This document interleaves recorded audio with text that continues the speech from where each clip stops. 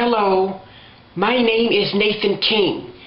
My two previous video presentations presented in their respective chronological order were entitled How I Became Interested in Plumbing and What I Liked About the Clothes Washer. This presentation serves as a direct chronological sequel to those two previous presentations and is intended to describe how my interest that initially began with the clothes washer eventually became an interest in the entire realm of plumbing. So with that, I will start this presentation. I saw the laundry room as a haven that had been made just for the washer, a kind of paradise that sheltered the washer, protected the washer,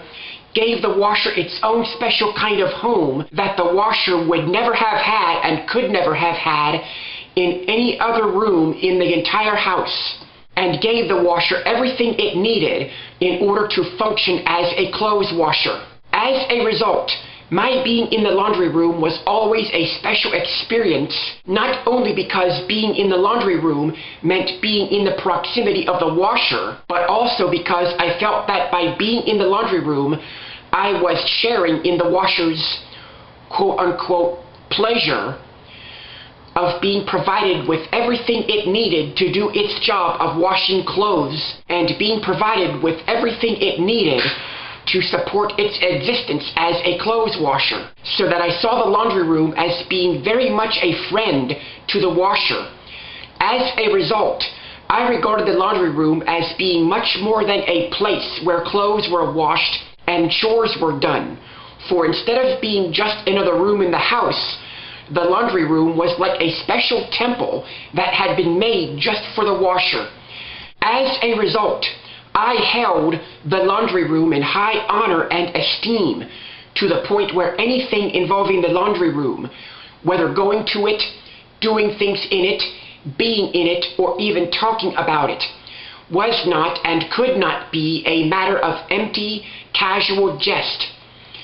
I did not even like the idea of the laundry room being used for any purpose other than for activities that involved using the washer. It was for that reason that I never even took my toys to the laundry room, for whenever I was in the laundry room, the central focus was always and was always to be the washer. And so, I did not believe in taking things into the laundry room that were not related in some way to the use of the washer. But I also did not believe in removing anything from the laundry room that should be in the laundry room, especially if it was an intrinsic part of the washer. The only thing that this practically applied to was the removable filter pan. My mother never took the washer's filter pan out of the laundry room, but if she had done so, for any reason, I would have made a major fuss, because I would have felt like the washer was being amputated by having one of its parts removed from the laundry room for even a minute. And it was also for that reason that I would not go anywhere near even so much as simply asking my parents about, or otherwise attempting to take the washer's filter pan to my bedroom to have in my crib. For the washer's filter pan was not to be used as a toy or just a casual plaything otherwise, so as to quote-unquote desecrate both it and the washer to which it belonged. Had the filter pan ever gotten damaged or broken, I would have been grief-stricken. Since nighttime always had the strange tendency to amplify the enchantment of the washer above and beyond its normal enchantment level, during the daytime hours, there were many nights on which, even though the washer was silent,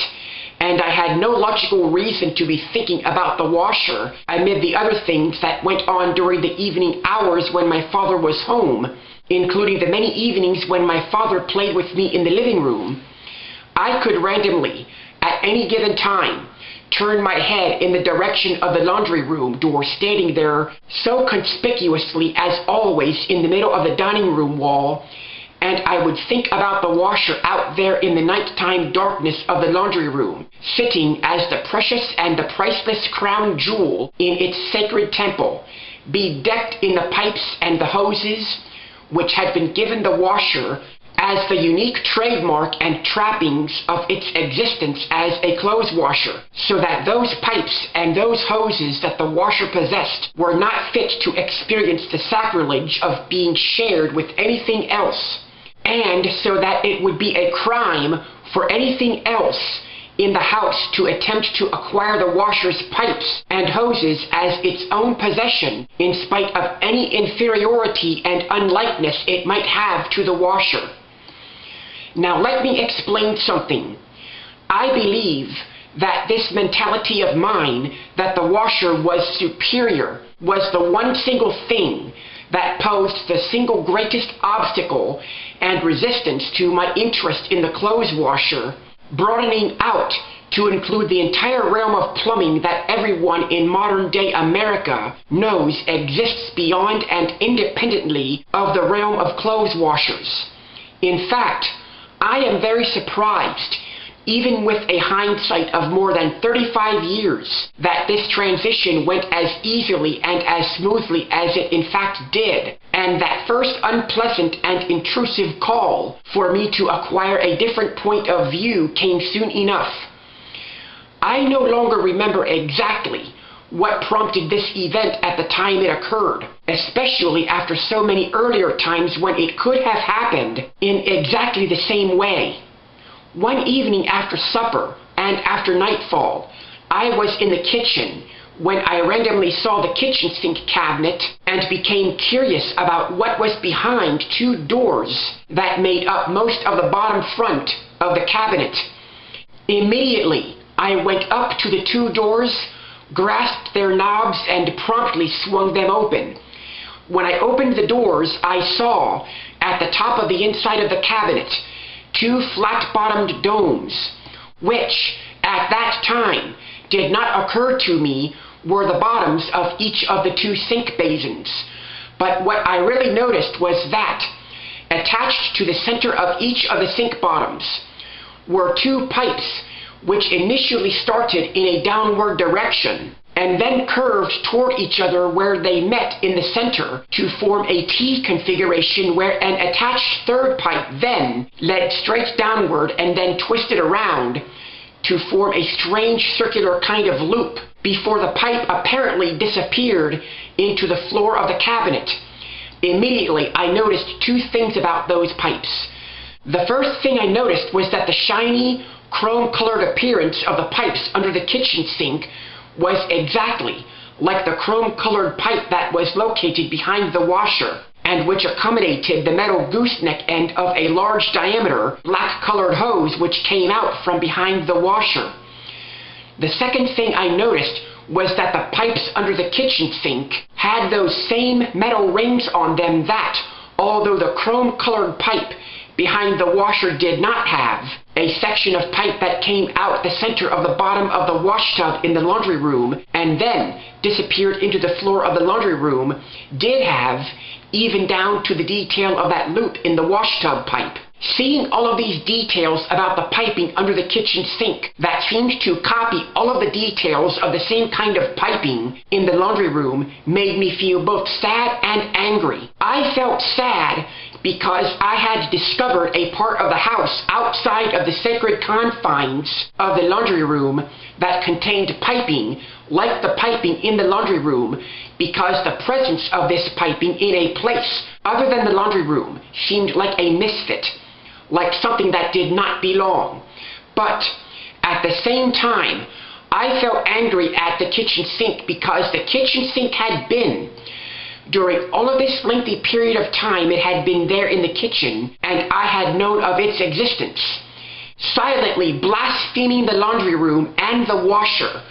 by having stolen the likeness of the washer's piping for itself as the obviously inferior, quote-unquote, opponent of the washer. Of all the nerve of that arrogant, no-account kitchen sink, just what did it think it was anyway? How dare it pretend to be even a part of the washer? I eventually closed the cabinet doors and walked away and brooded over it for a while. But scarcely an hour had passed before I started to think about the kitchen sink's seemingly blasphemous acquiring of the washer's piping and of the washtub's piping from a different perspective, and a perspective that seemed very plausible and logical, and which immediately, upon my thinking about it, made me begin to feel much better. According to this hypothesis, here was what had really happened with the kitchen sink. There was no way that the inferior kitchen sink had stolen the laundry room's piping. The kitchen sink could not have stolen the laundry room's piping and could not have mustered itself against the washer even if it had tried to. Instead, just the opposite had happened. The laundry room had apparently decided to set up its own offshore franchise in the kitchen, all the way at the other side of the dining room and straight across from its own location in the house. The kitchen sink and the kitchen it was located in simply had been unable to resist the laundry room's sovereignty and had been forced to submit. So, instead of the kitchen sink having stolen the laundry room's piping, the laundry room had forced its own piping upon the hapless kitchen sink, which of course made the kitchen sink completely and totally innocent of any blasphemy. And I obviously could not argue the laundry room's quote-unquote decision. Now, like I said, this hypothesis made me feel much better, so that I found myself not only being able to handle the fact that the laundry room's piping was to be found in another area of the house outside the walls of the laundry room, but actually being delighted about it, since it meant that the laundry room wasn't the only place to go to find water pipes, in spite of the fact that the kitchen sink's water pipes existed apart from and independently of the presence of the washer. Now, this incident with the kitchen sink was the first time I learned that the laundry room was not the only room in the house that contained pipes. But it wasn't the incident that ultimately lent me a totally new lease on this pipes outside the laundry room business. That next major incident involved watching my mother, for the first time, do a chore that I had never at any previous time seen her do: wash the car. With the car parked in the driveway as closely to the entrance to the garage as possible, she took a long yellow hose which, although it was made of what looked like a soft, flexible rubber material, it had a hard metal piece on each end.